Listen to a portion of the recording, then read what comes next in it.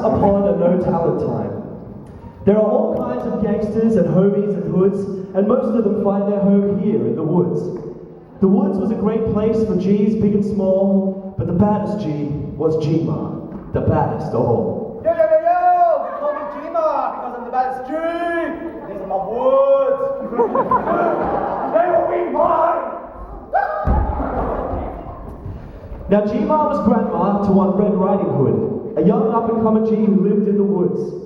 Red had big dreams of being a G-star. She longed and she prayed to be the heir to G-Ma. Man, I just want to be a gangster. So bad. She dreamed of commanding respect from her peers and being the G-boss that other Gs feared, but Red didn't know how to build up her fame, when suddenly she heard someone calling her name. Red! Red! What is it, Huntsman? Snoop Wolf ate G-Ma! G-Ma was eaten? It couldn't be true. Who could stand up to her? Not me and not you. But Red knew Snoop Wolf was a pretty bad guy, and that's bad as in awful, not bad as in fly. So, what are we gonna do? So Red and the huntsman talked for a while about feeding Snoop Wolf to a big crocodile, and how would they save their one matriarch? Then suddenly Red Riding Hood felt her creativity spark. Aha. You cut up an announcement. Snoop Wolf will get G-Ma out. Well, what? That's not going to work. I'll get you there with Goldilocks if you do it. Goldilocks? Alright, fine.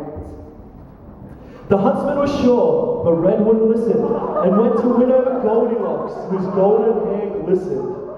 She was a big player, and Red knew where to go. She knew she'd find Goldie at the Three Bears Casino. Go! I love having money. Now, bring me my great drink. That's not even fun. There it is. Yeah! Alright. Yeah, okay. Alright. Give me a massage.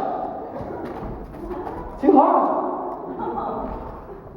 Do you even lift, bro?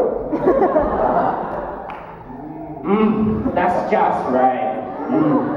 Goldilocks owned and ran the Three Bears. Everyone in the woods knew her name and her hair. Red Riding ran straight into Goldilocks' crib to see if she liked the cut of the huntsman's jib.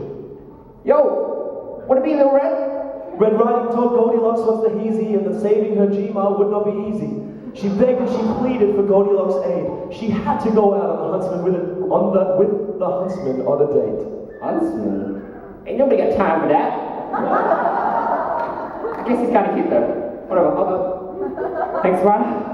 Meanwhile, Snoop Wolf, stomach full of old lady, went out to make trouble as he does on the daily. He needed some stacks on stacks on stacks, and went on the double to the three little piggy banks. Let me in! Let me in! I want all your money!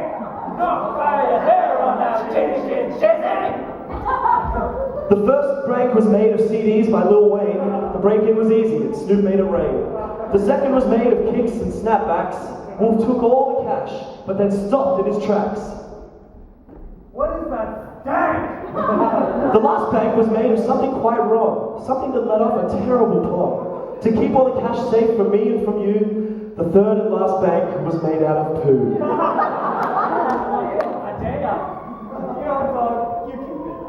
Back to our heroes, the huntsman and Red. They were outside G-Ma's, ready to make the wolf dead. They burst through the door and found Snoop Wolf alone, talking to someone on his mobile phone. My bad, JC. I'll catch you on the flip of the flop. Red, can't I talk you out of this? You got any dates? Let's do it. Red grabbed the wolf's arms and then held him down. The huntsman lifted his axe high above the ground. Snoop Wolf screamed out, Oh, hell no! but it was too late. The axe came down fast and sealed his fate. Where's G-Ma?